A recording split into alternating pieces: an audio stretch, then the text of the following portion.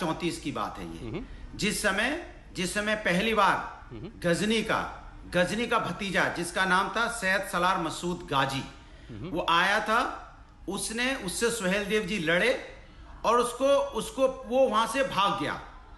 उसके ठीक 150 साल बाद दोबारा आक्रमण किया। तब तक चूंकि वहां पे राजभर नहीं होते थे, भर होते थे। और जिसको पासी समाज के दो रूप थे, जिसको बाद में पासी और राजभर में बांटा गया। राजभर वो कहलाए जो पूर्वांचल में रह गए, वो जो राजा हुए वो राजभर कहलाए, और जो इधर की तरफ चले आए, सेंटर की तरफ चले आए या अवध की तरफ चले आए, इस रीजन की तरफ, वो पासी कहलाए। जिसमें बिजली पासी हुए, लाखन पासी हुए। तो संविधान में राजभर जो है पासी लिखा हुआ। आप पिछड़े में बंटवारा चाहते हो, उनके ऊपर पिछड़ा कह के उन्हें पिछड़ा करना चाहते हो। 38 साल से राजनीति कर रहे हैं, मैं 2013 से राजनीति कर रहा हूं। हम कोई भी पार्टी एक सामाजिक मुद्दे के किसी मुद्दे के लिए बनाई जाती है। इनकी पार्टी जब बनी थी तो अनुसूचित जात में शामिल कराने, अनुसूचित जात का प्रमाण पत्र देने के लिए इनकी पार्टी का निर्माण हुआ था कि भर जो है तरमाली पासी की उपजाति है, संविधान में लिखा हुआ मिलना चाहिए। वो अपने मुद्दे से हट गए, अब पिछड़े में बंटवारा चाहते हैं जो फर्जी है। विश्वास है। देखिए, जिस समय की आप बात कर रहे हैं ये है 2034 की बात है ये। जिस समय पहली बार गजनी का भतीजा जिसका नाम था सैयद सलार मसूद गाजी, वो आया था। उससे सुहेल देव जी लड़े और उसको वो वहां से भाग गया।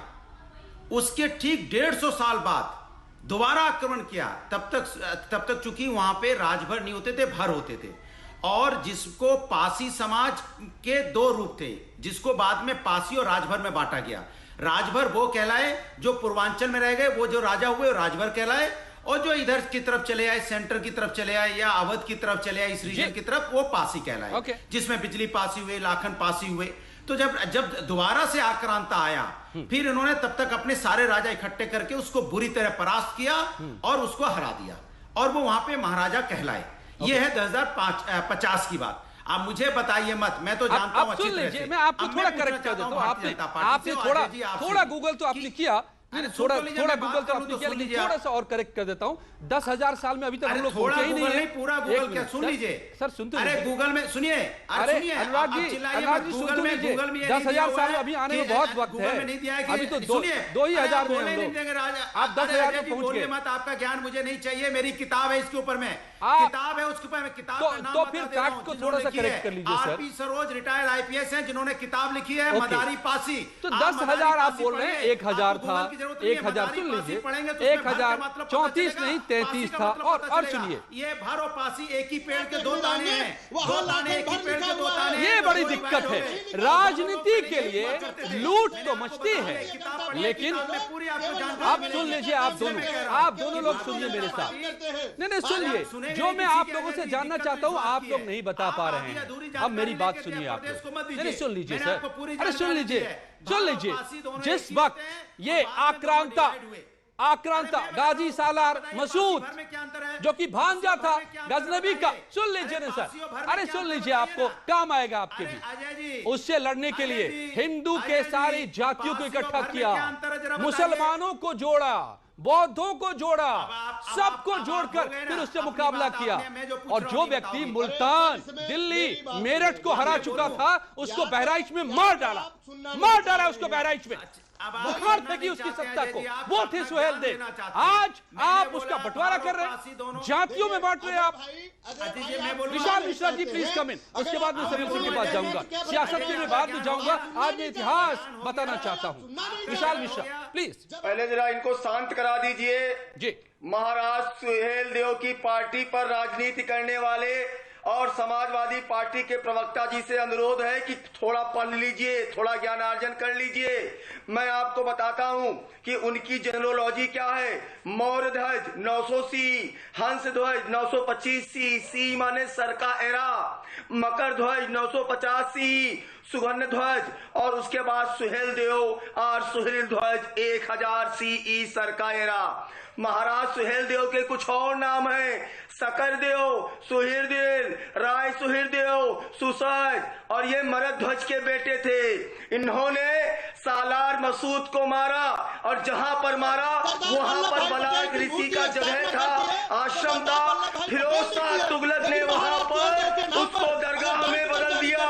अरे अपने जिन्होंने भारत और भारतीयता के लिए अपनी जान दे दी, कम से कम उनके ऊपर राजनीति करने वाले उनका इतिहास तो पढ़ लीजिए और सुनिए क्या किया था सालार मसूद ने। उसने गायों को बांध दिया था कि गाय के सामने ये आक्रमण नहीं करेंगे। उन्होंने रात में गायों को खोल दिया और अगले दिन उसको मार डाला। सबसे बड़े गौ को टक्कर शिव भक्त हमारे आदि पौराणिक राजा थे। पहले आप ज्ञान पढ़िए, राजनीति तो करने लगे, पार्टी बना लिया, किसी ने उनको किसी जाति, किसी ने किसी को व्यक्तिगत धर्म में परिवर्तित कर लिया। यही तो भारतीय जनता पार्टी कर रही है। ये जितने मैकाले के प्रोडक्ट हैं, जितने मैक्स मूलर के प्रोडक्ट हैं, जो कहता है आर्यन इन्वेजन थ्योरी, आर्य बाहर से आए थे, इनको दोबारा इतिहास पढ़ने की और दोबारा इतिहास समझने की जरूरत है। बीजेपी और कांग्रेस ये भारत भी मेरे साथ जुड़ चुके हैं। भारत तो था ही नहीं कर रहे देश के साथ पे आपने कोई ऐसी कोई बात नहीं की जिससे लोग आपको याद रखें, लेकिन समाजवादी लोग हमेशा राजनीति की आज तक 5 साल सरकार में रहे, क्यों नहीं विकास किया? अयोध्या के अंदर आतंकवादियों का हमला किसने कराया? पासी के लिए क्या हमने डाल में जाके डाल महाराजा डाल के भी नहीं किया। आपको तो ये भी नहीं पता होगा महाराजा डाल कौन थे? महाराजा डाल कौन थे जरा बताएंगे आप? नहीं मालूम है आपको? हम महाराजा डाल के बारे में नहीं जानते, हम महाराजा लाखन पासी के बारे में नहीं जानते, आप बिजली पासी के बारे में नहीं जानते, आप महाराजा सुहेलदेव के बारे में नहीं जानते। समाजवादी लोग लगातार दीपक का प्रोग्राम करते हैं, जयंती मनाते आए हैं। अब तक हमारे कौन से भारतीय नायकों को इन्होंने स्थापित किया? नेताजी सुभाष चंद्र बोस की फाइलें तक नहीं खोली। बोलिए पूछिए। अनुराग जी से सवाल है। विशाल जी प्लीज होल्ड ऑन प्लीज। विशाल जी मैं अनुराग जी से मैं पूछूं पहले सवाल। अनुराग जी, अगर एक ऐसे नायक को आज सम्मान ही तो दे रही है ना सरकार, तो इससे क्यों परेशानी? इस पर क्यों राजनीति? इस पर क्यों बंदर बांट?